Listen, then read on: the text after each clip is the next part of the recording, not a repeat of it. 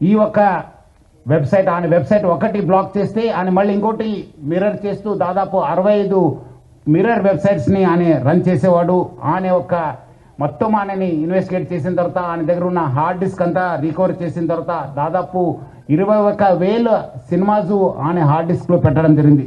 మొత్తము పాత ఫిలిమ్స్ అయిన గాడ్ ఫాదర్ మీ అందరు కూడా తెలుసు, చారిత్రాత్మక ఐతిహాసిక ఫిలిం అయిన గాడ్ ఫాదర్ అంటే 1972లో ప్రొడ్యూస్ అయిన ఆ మూవీ నుంచి మొన్న వచ్చిన ఓజీ మూవీ దాకా కూడా ఆయన దగ్గర ఈ ఒక్క హార్డ్ డిస్క్లో ఉండడము మనము చూశాను. మొత్తము బాలీవుడ్ టాలీవుడ్ అందరు కూడా ఈయన చాలా మూవీస్ ఆయన దగ్గర ఉంది, చాలా నష్టం జరుగుతుంది.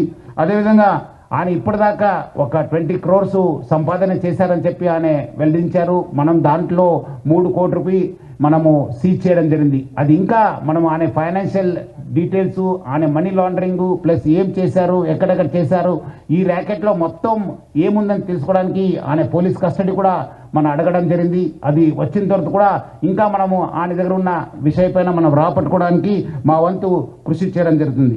మొత్తం ఈ కేసెస్ పైన కూడా, ఎందుకంటే ఇది ఇంటర్నేషనల్ లింక్స్ ఉంది, ఇంటర్నేషనల్ నుంచి అక్కడ వేరే దగ్గర నుంచి కూడా ఆయన ఆపరేట్ చేయడం జరుగుతుంది. సో ఆయన దగ్గర నుంచి కూడా మనము ఇన్ఫర్మేషన్ రాపట్టుకోవాలి. అందుకు మనము సిబిఐ మళ్ళీ ఎన్ఫోర్స్మెంట్ డైరెక్టర్ అధికారులను కూడా మనము అప్రమత్తం చేయడం జరుగుతుంది. అక్కడ కూడా మనం సేకరించిన ఇన్ఫర్మేషన్ కూడా వాళ్ళకి ఇచ్చేసి వాళ్ళు కూడా ఈ మొత్తం ఈ ఒక్క లింక్స్ ఏమున్నామని తెలుసుకోవడానికి కూడా మా వంతు కృషి చేయడం జరుగుతుంది. మొత్తం ఆయన దగ్గర ఇప్పుడున్న డాటా దాదాపు 50 లక్షల మంది సబ్స్క్రైబర్స్ డాటా ఆయన దగ్గర ఉంది.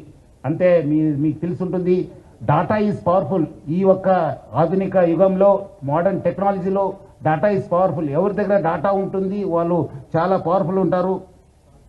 ఆ డాటా ఆయన కలెక్ట్ చేయడంతో ఆయన అన్ని కూడా సైబర్ క్రైమ్స్కి లేదంటే ఏదో ఒక క్రైమ్కి అది గురి అయ్యే అవకాశం ఎక్కువ ఉంది. ఎందుకంటే piracy it self is illegal. ఎందుకంటే పైరసీ అనేది ఇల్లీగల్. ఎవరు కూడా ఈ పైరసీ మూవీస్ ప్రమోట్ చేయడం కానీ చూడడం కానీ కూడా ఇల్లీగల్. సో చాలా మంది ఏదో రకరకాలు అనుకుంటారు, ఏదో మనం చూస్తున్నాను కాదని చెప్పి, బట్ లేదు, వెనక ఒక పెద్ద ర్యాకెట్ ఉందని చెప్పి ప్రజలందరూ కూడా అర్థం చేసుకోవాలి.